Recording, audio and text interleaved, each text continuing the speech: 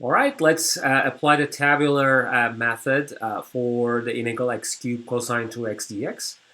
From the L.I.A.T.E, I know that u is always the polynomial when it's against trig, which is cosine 2x. So there's a typo here, by the way. This should be x, right? Cosine 2x. I'm sorry. And then signs alternate. We always start with positive sign here, minus, plus, minus. I may need another row here, but I'll let you know why I need another row at the end. And u is, as I said, x cubed, and I keep taking the derivative of that. You will see why I need another row here, okay? So 3x squared is the first derivative, 6x is the second derivative, 6 is the third derivative. So now I need a 0 here as the fourth derivative. Okay, so that's my other row. Okay, so I should put maybe another row here, another sign here.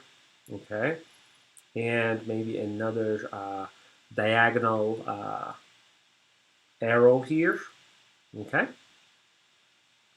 All right, so let's see what dv is and v prime. Well, v prime is the cosine term, so cosine 2x,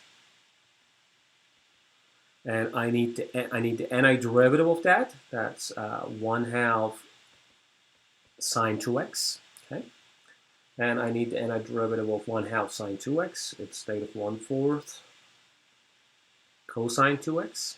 Okay. These are all like separate integrations, in fact. So that's a good practice for you to pause the video and maybe go through this by yourself. Okay, and this is going to be -1/8 sine 2x, and I need another row because I have to go up to the fifth row here. So it'll be let's see, 1/16 cosine 2x. Okay. So I think we're almost done. So now I'm going to go ahead and write down the value of this integral by following the table and the arrows. Okay. So the first term is going to be well, plus x cubed times 1/2 sine 2x. So it's going to be 1/2 x cubed sine 2x. Okay. The next term is going to come with minus 3x squared times -1/4 cosine 2x. So you have two negatives here, so it's going to be plus 1/4, in fact 3/4, right?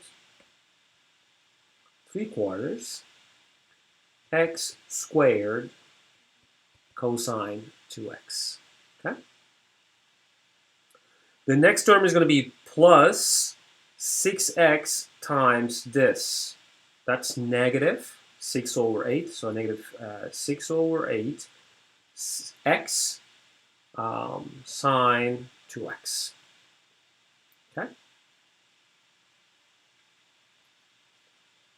And finally, let's see what's going on here.